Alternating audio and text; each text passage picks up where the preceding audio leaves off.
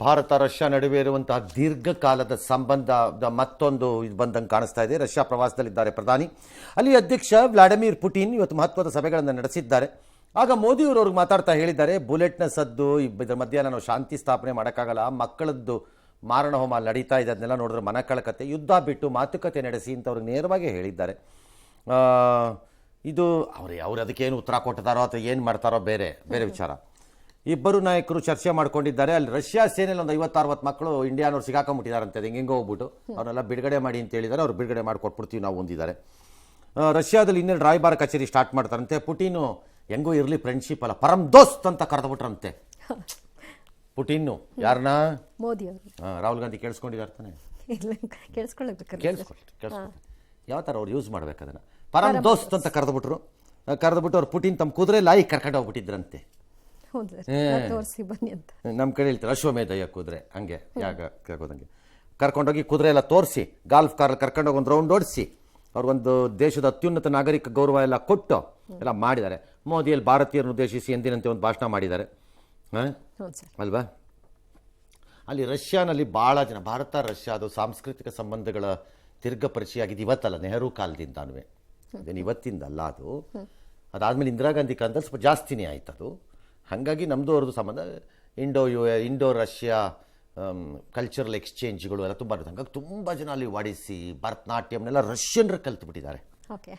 ಯೋಗ ಇದೆಲ್ಲ ತುಂಬ ಕಲ್ತ್ಬಿಟ್ಟಿದ್ದಾರೆ ಅಲ್ಲಿ. ನಮಗಿನ್ ಚೆನ್ನಾಗಿ ನಮ್ಮಲ್ಲಿರೋ ಭಾಳ ಜನಕ್ಕಿಂತ ಕೆಲವರೆಲ್ಲ ಚೆನ್ನಾಗೇ ಡ್ಯಾನ್ಸ್ ಮಾಡ್ತಾರೆ ಅಲ್ಲಿ. ತಿಲ್ಲಾನ ಎಲ್ಲ ಹಾಕ್ತಾರೆ, ಟಕ ಟಕ ಟಕ ಟಕ ಅಂತ ಹೇಳ್ತಾರೆ. ಹಾಗಾಗಿ ಕಲ್ತಿದ್ದಾರೆ. ಅವೆಲ್ಲ ಇವತ್ತು ರಷ್ಯಾದ ಹೈಲೈಟ್ಸ್. ಎಸ್, ಮೋದಿ ಪುಟಿನ್ ಐತಿಹಾಸಿಕ ಭೇಟಿಯನ್ನ ಇಡೀ ಜಗತ್ತೇ ಕುತೂಹಲದ ಕಣ್ಣುಗಳಿಂದ ನೋಡ್ತಾ ಇದೆ. ಈ ಹೊತ್ತಲ್ಲೇ ಭಾರತದ ಪರವಾಗಿ ಅಮೆರಿಕ ಬ್ಯಾಟ್ ಬೀಸ್ತಾ ರಷ್ಯಾ ಜೊತೆಗಿನ ಬಂಧಕ್ಕೆ ಅಸಮಾಧಾನವನ್ನು ವ್ಯಕ್ತಪಡಿಸಿದೆ. ಭಾರತ ನಮಗೆ ವ್ಯೂಹಾತ್ಮಕ ಪಾಲುದಾರ ದೇಶ. ರಷ್ಯಾ ಜೊತೆಗೆ ಭಾರತ ಮೈತ್ರಿಯನ್ನು ಮುಂದುವರಿಸುವ ಬಗ್ಗೆ ನಮ್ಮ ಕಳವಳವನ್ನ ಆಗಿಂದಾಗೆ ವ್ಯಕ್ತಪಡಿಸ್ತಾ ಇದ್ವಿ ಅಂತ ಅಮೆರಿಕ ಹೇಳಿಕೊಂಡಿದೆ. ಇದೇ ವೇಳೆ ಪುಟಿನ್ ಮೋದಿ ಆಲಿಂಗನವನ್ನ ಉಕ್ರೇನ್ ಅಧ್ಯಕ್ಷ ಝೆಲೆನ್ಸ್ಕಿ ಟೀಕಿಸಿದ್ದಾರೆ. ರಷ್ಯಾದ ಕ್ರೂರ ದಾಳಿ ಪರಿಣಾಮ 37 ಮಂದಿ ಸಾವನ್ನಪ್ಪಿದ್ದಾರೆ. ಇಂತಹ ಹೊತ್ತಿನಲ್ಲಿ ವಿಶ್ವದ ಅತಿ ದೊಡ್ಡ ಪ್ರಜಾಪ್ರಭುತ್ವ ದೇಶದ ನಾಯಕರೊಬ್ಬರು ವಿಶ್ವದ ಅತ್ಯಂತ ರಕ್ತಸಿಕ್ತ ಕ್ರಿಮಿನಲ್ ಅನ್ನ ಆಲಂಗಿಸಿದ್ದಾರೆ ಅಂತ ಅಸಮಾಧಾನ ಹೊರಹಾಕಿದ್ವಿ. ಇದೆಲ್ಲ ಮಾಮೂಲು ಇರುತ್ತೆ. ಭಾರತ ನಾವು ನಾವು ಒಂಥರ ಬಹಳ ಸೂಕ್ಷ್ಮವಾಗಿ ಧರ್ಮ ಸಂಕಟದ ಪರಿಸ್ಥಿತಿ ಸಿಗಾಕೊಂಡಿದೀವಿ. ಹಂಗೂ ಹೋಗ್ಬಾರ್ದು ಹಿಂಗೂ ಹೋಗ್ಬಾರ್ದು ಅನ್ನೋ ಬ್ಯಾಲೆನ್ಸ್ ಮಾಡಬೇಕು, ಅದನ್ನ ಮಾಡ್ತಾ ಇದ್ದೀವಿ. ಅಮೆರಿಕ ಕೋಪ ಏನು ಅಲ್ಲೋಗ್ಬಿಡ್ತಾರೆ ಇವರು ಅನ್ನೋ ಥರ ಕೋಪ ಅವ್ರಿಗೆ. ಹಂಗೆ ಅವ್ರು ಕೋಪ ಮಾಡ್ಕೊಂಬಿಟ್ರೆ ನಾವು ಹೇಳ್ಬೇಕು, ನಮಗೆ ಅಮೆರಿಕ ಪಾಕಿಸ್ತಾನದ ಜೊತೆ ಸಂಬಂಧಗಳನ್ನು ಇಟ್ಕೊಳ್ಳೋದು ನಮಗೆ ಕಳವಳ ಆಗ್ತಾ ಇದೆ.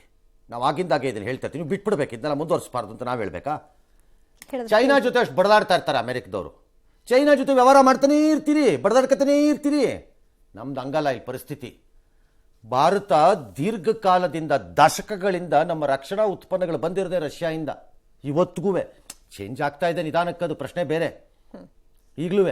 ಎರಡನೇದು, ಇಡೀ ಅಂತಾರಾಷ್ಟ್ರೀಯ ಮಾರುಕಟ್ಟೆ ಕಲ್ಲೋಲವಾಗಿ ಎಗರೋಗ್ಬಿಟ್ಟಾಗ ನಮ್ಮದು ಆಯಿಲ್ ಅಂದರೆ ತೈಲೋತ್ಪನ್ನಗಳ ವಿಚಾರದಲ್ಲಿ ನಾವು ರಷ್ಯಾ ಮೇಲೆ ಡಿಪೆಂಡ್ ಆಗಿರೋದು, ಅಟ್ಲೀಸ್ಟ್ 1%, ಇಫ್ ನಾಟ್ ಫುಲ್ಲಿ. ಹಾಗಾಗಿ ಇವ್ರು ಹೇಳ್ಬಿಟ್ಟ ತಕ್ಷಣ ಹೌದಾ ನಾಳೆಯಿಂದ ನಿನ್ನ ಜೊತೆ ಫ್ರೆಂಡ್ಶಿಪ್ಗೆ ಇವತ್ತಿಂದ ಅಂತ ಎಳೆ ಮಕ್ಕಳ ಥರ ಅದನ್ನ ಕೈ ಹಿಡ್ಕೊಂಡು ಹಿಂಗೆ ಬಿಡಿಸ್ತಾರಲ್ಲ ಮಕ್ಕಳು ಸ್ಕೂಲಲ್ಲಿ, ಹಂಗೆ ಬಿಡಿಸ್ಬಿಟ್ಟು ಬಂದ್ಬಿಡ್ತೀವಿ ಕರ್ಕೊಂಡು ಹೋಗ್ಬಿಟ್ಟು. ಸುಮ್ಮನೆ ಅವ್ರವ್ರ ದೇಶಕ್ಕೆ ಅವ್ರವ್ರದ್ದು ಅನಿವಾರ್ಯತೆಗಳು ಇರುತ್ತವೆ. ಎಸ್, ಇನ್ನು ಕರಾವಳಿಯಲ್ಲಿ ಇವತ್ತು ಬೆಳಿಗ್ಗೆ ಮಳೆ ಸ್ವಲ್ಪ ಕಡಿಮೆ ಆಗಿತ್ತು, ಸಂಜೆ ಹೊತ್ತು ಮತ್ತೆ ಚುರುಕಾಗ್ಬಿಟ್ಟಿದೆ. ಕೊಡವೂರಿನ ಮನೆಗಳಲ್ಲಿ ಸಿಲುಕಿದ ಮಕ್ಕಳನ್ನ ವೃದ್ಧರನ್ನ ನಗರಸಭಾ ಸದಸ್ಯರೊಬ್ಬರು ಜೀವದ ಹಂಗು ತೊರೆದು ರಕ್ಷಣೆ ಮಾಡಿದ್ದಾರಂತೆ. ಹೌದಾ? ಆ ಪರಿಸ್ಥಿತಿ ಯಾಕೆ ಬಂತು ಅವ್ರಿಗೆ? ಅಲ್ಲಿ ಯಾರು ಇರಲಿಲ್ವಾ ರಕ್ಷಣೆ ಮಾಡೋರು? ಏನೋ what ever he has done is a good job, ಅದು ಪ್ರಶ್ನೆ ಬೇರೆ. ನಾನು ನಗರಸಭಾ ಸದಸ್ಯ ಅಂತ ನಿಂತ್ಕೊಂಡಿಲ್ಲ, ಅವರು ಹೇಳ್ಬೋದಾಗಿತ್ತು. ಕಾಂಗ್ರೆಸ್ನವರಾಗಿದ್ರೆ ಬಿಜೆಪಿಯವರು ಎಲ್ಲ ಬಿಜೆಪಿಯವ್ರದ್ದು ಅಂತಾನೆ ಅಥವಾ ಬಿಜೆಪಿಯವ್ರದ್ದು ಎಲ್ಲ ಕಾಂಗ್ರೆಸ್ದು ಅಂತಾನೆ ಹೇಳಿ ನಿಂತ್ಕೋಬೋದಾಗಿತ್ತು. ಮೋಸ್ಟ್ಲಿ ಅವರು ಬಾರ್ನ್ ಪಾಲಿಟಿಷಿಯನ್ ಅಲ್ಲ ಅನ್ಸುತ್ತೆ, ಅಚಾನಕ್ ಆಗಿ ಬಂದಿರಬೇಕು ರಾಜಕಾರಣಕ್ಕೆ. ಅದಕ್ಕೆ ಇನ್ನೂ ಒಂದು ಸ್ವಲ್ಪ ಮಾನವೀಯತೆ ಉಳ್ಕೊಂಡಿದೆ ಅವರಿಗೆ ಅಂತ ನನಗೆ ಡೌಟ್. ಏನೇ ಒಳ್ಳೆ ಕೆಲಸ. ಇನ್ನು ನೀರು ಅಂಗಡಿಗೆಲ್ಲ ನುಗ್ಗಿಬಿಟ್ಟಿದೆ. ಕಾರವಾರದಲ್ಲೆಲ್ಲ ಸಿಕ್ಕಾಪಟ್ಟೆ ನೀರು, ಊರಲ್ಲಿ ನೀರು ನುಗ್ಗುತ್ತಾ ಇದೆ. ತೋಟಗಳೆಲ್ಲ ಜಲಮಯ. ಕದ್ರಾ ಜಲಾಶಯದಿಂದ ನೀರು ಬಿಟ್ಟಿದ್ದರಿಂದ ಹಲವು ಗ್ರಾಮಗಳ ಕೃಷಿ ಭೂಮಿ ಎಲ್ಲ ಜಲಾವೃತವಾಗಿ ಹೋಗಿದೆ. ಅಂಕೋಲಾದ ವಿಭೂತಿ ಫಾಲ್ಸ್ಗೆ ಜೀವಕಳೆ ಬಂದುಬಿಟ್ಟಿದೆ. ದಕ್ಷಿಣ ಕನ್ನಡದಲ್ಲಿ ಮಳೆ ಸ್ವಲ್ಪ ಬಿಡುವು ಕೊಟ್ಟಿದೆ, ಆದರೂ ಶಾಲೆಗಳಿಗೆ ರಜಾ ಕೊಟ್ಟಿದ್ದಾರೆ.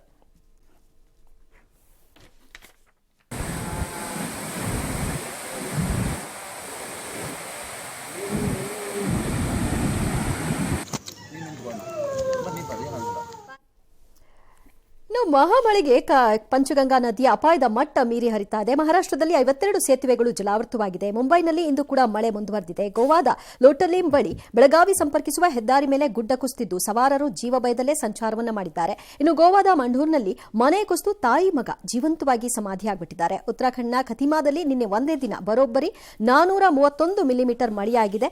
ಗುಡ್ಡ ಕುಸಿತಗಳು ಕೂಡ ಮುಂದುವರೆದಿದೆ. ಉತ್ತರ ಪ್ರದೇಶ, ಉತ್ತರಾಖಂಡ್, ಬಿಹಾರ, ಅಸ್ಸಾಂ, ಮೇಘಾಲಯ, ಪಶ್ಚಿಮ ಬಂಗಾಳ, ಸಿಕ್ಕಿಂನಲ್ಲಿ ಭಾರೀ ಮಳೆ ಆಗ್ತಾ ಇದ್ದು ಹಲವೆಡೆ ಪ್ರವಾಹ ಸ್ಥಿತಿ.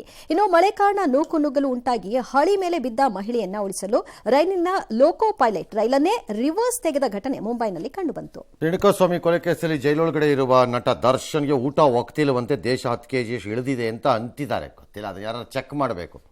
ವೇಟ್ ಲಾಸ್ ಆಗಿದೆ. ಸುಮ್ಮನೆ ವೆಯ್ಟ್ ಲಾಸ್ ಆಗಿದೆಯೋ ಇಲ್ವೋ ನಮಗೂ ಗೊತ್ತಿಲ್ಲ.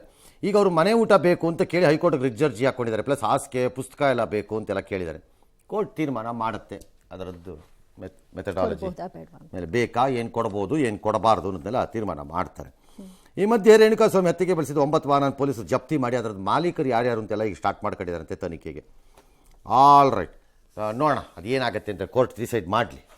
ಎಸ್, ಉದ್ಯೋಗ ಕೊಡಿ ಇಲ್ಲವೇ ದಯಾಮರಣ ನೀಡಿ ಅಂತ ಚಾಮರಾಜನಗರ ಆಕ್ಸಿಜನ್ ದುರಂತದ ಸಂತ್ರಸ್ತರು ಕಣ್ಣೀರು ಹಾಕಿದ್ದಾರೆ. ನಾಳೆ ಮುಖ್ಯಮಂತ್ರಿಗಳು ಚಾಮರಾಜನಗರಕ್ಕೆ ಹೋಗ್ತಾ ಇದ್ದಾರೆ. ಇದಕ್ಕೆ ಮುನ್ನವಾಗಿ ಸುದ್ದಿಗೋಷ್ಠಿ ನಡೆಸಿದ್ರು. ಆಕ್ಸಿಜನ್ ದುರಂತದಲ್ಲಿ ಮೃತಪಟ್ಟಿದ್ದು 36 ಮಂದಿ. ಆದರೆ 9 ಕುಟುಂಬಗಳಿಗೆ ಮಾತ್ರ ಉದ್ಯೋಗ ಕೊಡಲಾಗಿದೆ. 2 ತಿಂಗಳಿನಿಂದ ಸಂಬಳ ಬೇರೆ ಕೊಡ್ತಾ ಇಲ್ಲ. ಅಲ್ದು ಸಾಕಾಗಿದೆ, ನಮಗೆ ಸೂಕ್ತ ಉದ್ಯೋಗ ಕೊಡಿ ಇಲ್ಲವೇ ದಯಾಮರಣಕ್ಕೆ ಅವಕಾಶ ಮಾಡಿಕೊಡಿ ಅಂತ ಕೋರಿದ್ದಾರೆ. ಭಾರತ್ ಜೋಡೋ ಯಾತ್ರೆ ಸಂದರ್ಭದಲ್ಲಿ ರಾಹುಲ್ ಗಾಂಧಿ ಅವರು ಅಲ್ಲಿಗೆ ಹೋಗಿದ್ರು. ಉದ್ಯೋಗ ಭರವಸೆಯನ್ನು ಕೊಟ್ಟರು. Oxygen ತಂತ್ರಕ್ಕಿದ್ದವ್ರಿಗೆ ಹಿಡಿದ್ರು.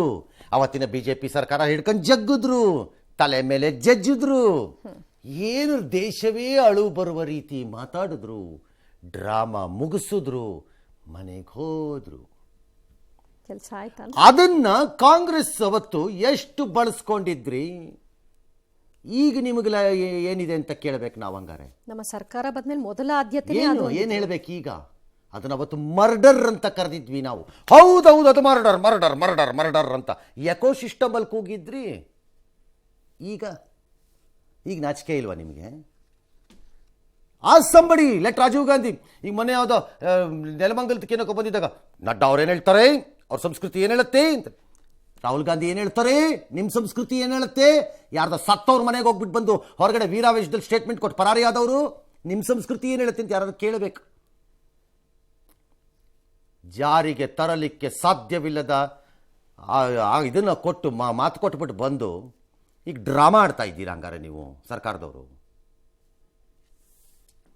Social media trolling lung ಲಗಾಮಿ ಇಲ್ಲ.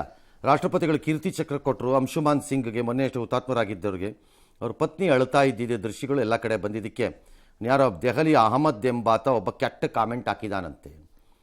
ಅವನ ಮೇಲೆ ಕ್ರಮ ತಗೋಬೇಕು. ಏನು ಕ್ರಮ? ಹೇಳಕೊಂಬಂದು ಕಾಲು ಮುರಿದ್ಬಿಟ್ಟು ಕೈ ಕತ್ತರಿಸಿ ಬಿಸಾಕ್ರಿ. ಇನ್ನೊಂದು ದಿನ ಮುಟ್ಟಬಾರ್ದು ಯಾವುದು ಮೊಬೈಲು ಗಿಬೈಲನ್ನೆಲ್ಲ. ಅವನು ಯಾವನಾರಾಗಿರಲಿ, ಯಾವ ಜಾತಿನಾರಾಗಲಿ, ಧರ್ಮನಾರಾಗಿರಲಿ, ದೇಶಕ್ಕೋಸ್ಕರ ಪ್ರಾಣ ಕಳ್ಕೊಂಬಂದಿದ್ದಾನೆ. ಹೆಣ್ಮಗಳು ಅಳ್ತಾ ಕೂತಿರ್ತಾಳೆ, ಇವನು ಕಾಮೆಂಟ್ ಆಗ್ತಾನಂತೆ. ಹೊಡೆದ್ರೆ ಮೂತಿ ಎಲ್ಲ ತಿರ್ಕೊಂಡೋಗ್ಬಿಡ್ಬೇಕು ಇವ್ರುಗಳಿಗೆಲ್ಲ. ಅದಕ್ಕೆ ಕಾನೂನು ಬೇರೆ ಕೇಡು. ಸುಮ್ಮನೆ ಇಂಥ ವ್ಯಕ್ತಿಗಳಿಗೆಲ್ಲ ಕಾನೂನು ಇರ್ಕೊಡ್ದು. ಅರಣ್ಯ ಕಾನೂನೇ ಸರಿ. ಆ ಬೇರೆ ದೇಶಗಳಲ್ಲಿ ಮಾಡ್ತಾರಲ್ಲ, ಕೈ ಕತ್ತರಿಸು ಕಾಲು ಕತ್ತರಿಸು ಅಂತ ಹೇಳಬೇಕು. ಬಾರ ನಿನಗೂ ಮಾಡಿ ತೋರಿಸ್ತೀವಿ ಅಂತ. ಕ್ರಮ ಅಂತೆ ಕ್ರಮ. 121 ಮಂದಿಯ ಸಾವಿಗೆ ಕಾರಣವಾದ ಹತ್ರಾಸ್ ಕಾಲು ತುಳಿತ ಪ್ರಕರಣದಲ್ಲಿ ಕಾಣದ ಕೈಗಳ ಪಾತ್ರ ಇರಬಹುದು ಅಂತ ಎಸೆಟ್. ಕಾಣದ ಕೈಗಳು ಅಂದರೆ ಮೋಸ್ಟ್ಲಿ ಇದಿರಬೇಕು. ಅಂದರೆ ಇವರ ಪೂಜೆ ಪುನಸ್ಕಾರಗಳಿಂದ ಸಂಪ್ರೀತಿಗೊಳ್ಳದ ದೇವತೆಗಳ ಕೈವಾಡಗಳಿರಬೇಕು ಅದರಲ್ಲಿ. ಮೋಸ್ಟ್ಲಿ ಹಂಗಿರ್ಬೋದು. ಕಾಣದ ಕೈಗಳು ಎಲ್ಲಿಂದ ಬಂದವು? ಕಾಣದ ಕೈಗಳು ಉದ್ದೇಶ ಏನು? ಮರ್ಡರ್ ಮಾಡಬೇಕು ಅಂತ ಎಲ್ಲ ಇದೆ ಅಲ್ಲಿ ಬಿ ಜೆ ಪಿ. ಅದು ಬಿಡು, ಇನ್ನೊಂದು ರೈಲ್ ಬಿಡು ಅಲ್ಲಿಗೆ ಅಷ್ಟೇ. ಥರ ದೊಡ್ಡ ಸಂಚಿನ ಭಾಗ ಅಂತೆಲ್ಲ ಏನೋ ಬಿಟ್ಟಿದ್ದಾರೆ ರೈಲನ್ನು. ಅವರು 6 ಅಧಿಕಾರಿಗಳನ್ನು ಸಸ್ಪೆಂಡ್ ಮಾಡಿದ್ದಾರೆ ಅಷ್ಟೇ ತಾನೇ. ಮುಗೀತು ಕತೆ. ಸಸ್ಪೆಂಡ್ ಮಾಡಿದ್ದೀವಿ, 6 ತಿಂಗಳಾದಮೇಲೆ ವಾಪಸ್ ತೊಗೊಂಡಿದ್ದೀವಿ. ಹೇಗೆ ಕಾನೂನು ಪ್ರಕಾರ ನೋಡಿ ತಗೋಬೇಕಾಗತ್ತೆ. ಸಸ್ಪೆಂಡೆನ್ಸ್ ಶಿಕ್ಷೆ ತಗೊಳ್ಬೇಕು. ವಾಲ್ಮೀಕಿ ಹಗರಣ ದುಡ್ಡೆಲ್ಲ ತಿಂತಿದ್ದಾರೆ, ಸಸ್ಪೆಂಡ್ ಮಾಡಿದ್ದೀವಿ, ಅವ್ರ ಮೇಲೆ ಕೇಸ್ ಹಾಕಿದ್ದೀವಿ. 6 ತಿಂಗಳ ಕಾನೂನು ಪ್ರಕಾರ ತಗೋಬೇಕಾಗತ್ತೆ ಸರ್. ನೆಕ್ಸ್ಟ್ ಎಲ್ಲಿಗೆ ಹಾಕಿದ್ದೀರಿ? ಅವ್ರನ್ನ ನೆಕ್ಸ್ಟು ನೋಟ್ ಪ್ರಿಂಟ್ ಮಾಡೋ ಇದಿರುತ್ತಲ್ಲ ಫೆಸಿಲಿಟಿ, ಅದರ ಹತ್ತಿರದಲ್ಲೇ ಹಾಕಿದ್ದೀವಿ. ಗೌತಮ್ ಗಂಭೀರ್ ನೇಮಕವಾಗಿದ್ದಾರೆ. ರಾಹುಲ್ ದ್ರಾವಿಡ್ಗೆ ಬೆಂಗಳೂರಿನಲ್ಲಿ ಸ್ಮರಣೀಯ ಸ್ವಾಗತ ಸಿಕ್ಕಿದೆ. ಯುವ ಕ್ರಿಕೆಟಿಗ ಸೂರ್ಯಕುಮಾರ್ ಯಾದವ್ ದಂಪತಿ ತಮ್ಮ ವಿವಾಹ ವಾರ್ಷಿಕೋತ್ಸವ ನಿಮಿತ್ತ ಉಡುಪಿಗೆ ಭೇಟಿ ಕೊಟ್ಟರು. ಕಾಪುಶ್ರೀ ಹೊಸ ಮಾರಿಗುಡಿ ದೇವಿಯ ದರ್ಶನವನ್ನ ಪಡ್ಕೊಂಡ್ರು. ದೇಗುಲಕ್ಕೆ ಧ್ವಜಸ್ತಂಭವನ್ನ ಕೊಡುಗೆಯಾಗಿ ಕೊಟ್ಟಿದ್ದಾರೆ.